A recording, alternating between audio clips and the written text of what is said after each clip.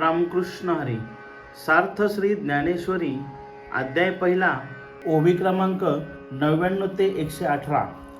चेकितान दुष्ट केतू काशीराज वीर विक्रांतू उत्तम औजा नृपनाथू शैब्य देख हा कुंती भोज पाहे येथ युधामन्यू आला आहे आणि पुरुजितादी राय हे सकळे देख हा सुभद्रा हृदय नंदनू जो अपरून अर्जुनू तो अभिमन्यू म्हणे दुर्योधनू देखे द्रोणा आणि कही द्रौपदी कुमर हे सकळ ही महारथी वीर मितीने निजे परी अपार मिनले असती.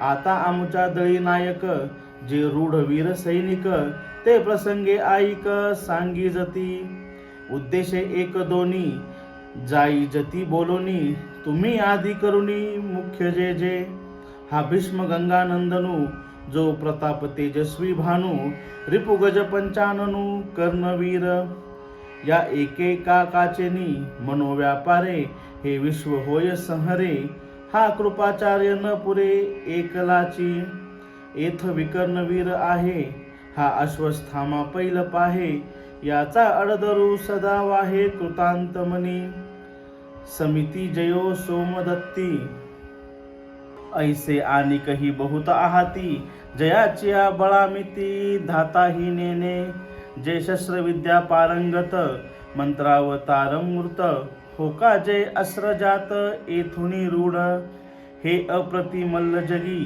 पुरता प्रताप अंगी परी सर्व प्राणे मज चिलागी आराईले असती पतिव्रतेचे हृदय जैसे पती वाचुनी न स्पर्शे मी सर्वस्व या तैसे सुबटांसी आमुची या काजाचे निपडे पाडे देखती आपुले जीवित्व थोकडे ऐसे निरवधी चोखडे स्वामी भक्त झुंदती कुळवणी जाणती कळे कीर्ती सजिती हे बहु अशोक शास्त्रनीती येथोनिया ऐसे सर्वांपरी पुरते वीरदळी आमुते आता काय गणू याते अपार हे वरी क्षत्रिया माझी श्रेष्ठू जो जगजेठी जगी सुभटू तया दळ वैपणाचा पाटू भीष्मासी पै आता याचेनी बळे गवसले हे दुर्ग जैसे पन्नासिले येणे पांडे थेकुले लोकत्रय आधीच समुद्र पाही तेथ दुवाडपणा कवना नाही मग वडवानळ तैसे याही विरजा जैसा ना तरी प्रलयवनी महावातू या दोघा जैसा सांघातू तैसा हा गंगासुतू सेनापती. अर्थ चेकितान दुष्टकेतू पराक्रमी असा काशीराजा नृपश्रेष्ठ उत्तमौजा व शैब्य राजा पहा हा कुंती भोज पहा येथे युधामन्यू आलेला आहे आणखी हे पुरुजित वगैरे सर्वच राजे आलेले आहेत ते पहा. दुर्योधन पुन्हा म्हणाला हे द्रोणाचार्य सुभद्रेच्या अंतकरणाला आनंद देणारा तिचा मुलगा प्रति अर्जुन असा अभिमन्यू पहा. शिवाय द्रौपदीचे पुत्रही रणांगणात आले आहेत. हे सर्वही योद्धे महारथी आणि शूरवीर आहेत. पांडवांच्या सेनेत आणखी किती वीर आहेत हे मला माहीत नाही परंतु असंख्य अपरिचित पराक्रमी वीर येथे जमले आहेत. आता आमच्या सैन्यातील प्रसिद्ध असे शूर सैनिक सेनाप्रमुख जे आहेत त्यांचीही नावे प्रसंगाच्या अनुरोधाने सांगतो त्याचे श्रवण करावे. तुम्ही आधी करून जे प्रमुख वीर आहात त्यांपैकी एक दोन नावे थोडक्यात सांगतो. पराक्रमाने सूर्यासारखा तेजस्वी असणारा असा हा गंगेचा पुत्र म्हणजे भीष्म आहे आणि शत्रुरूपी हत्तीला जणू काही सिंहासारखा असणारा हा वीर कर्ण आपल्या सेनेमध्ये आहे. या एकाच्याही फक्त मनात आले तर या विश्वाचा संहार होऊन जाईल. एवढेच काय एकटे कृपाचार्य देखील हे कृत्य करू शकतील.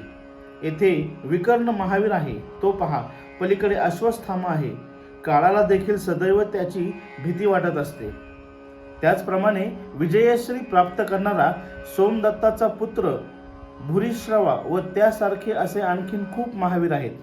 त्यांच्या सामर्थ्याची मर्यादा ब्रह्मदेवालाही समजू शकली नाही. हे अस्त्रविद्येमध्ये तरबेज आहेत. जणू काही मंत्रविद्येचे प्रत्यक्ष अवतारच आहेत. यांच्यापासूनच अस्त्रविद्येचा प्रसार होऊन ती रूढ झाली आहे. या जगात हे अप्रतिम योद्धे आहेत. त्यांच्या अंगी पुरेपूर बळ सामर्थ्य आहे. असे हे सर्व वीर असूनही ते जीवावरती उदार होऊन माझ्या बाजूला येऊन मिळालेले आहेत. ज्याप्रमाणे प्रतिवर्तेचे हृदय शुद्ध असते, ते मनाने देखील पतीशिवाय कोणाला स्पर्श करीत नाही, त्याप्रमाणे या शूरवीरांना मीच सर्वस्व आहे. आमच्या या कार्यापुढे यांना आपल्या जीवाची देखील काही वाटत नाही.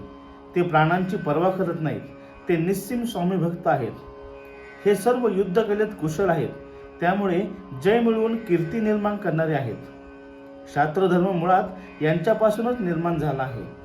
याप्रमाणे युद्धकलेत परिपूर्ण असे वीर आमच्या सैन्यात आहेत. ते अपार असल्यामुळे त्यांची गणना करता येत नाही. शिवाय क्षत्रियांमध्ये श्रेष्ठ आणि जगात प्रसिद्ध असलेले असे योद्धे जे भीष्माचार्य आहेत, त्यांना सैन्याचे आधिपत्य दिले आहे.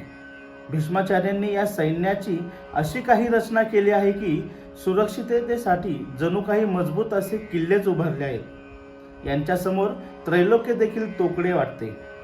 समुद्र हा मुळातच सर्वांना भीतीदायक आहे आणि त्या समुद्राला जर वडवानळाने सहाय्य केले तर तो अधिकच भयानक होणार.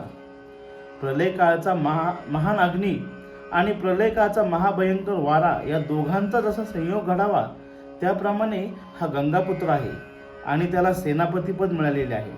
रामकृष्ण हरी.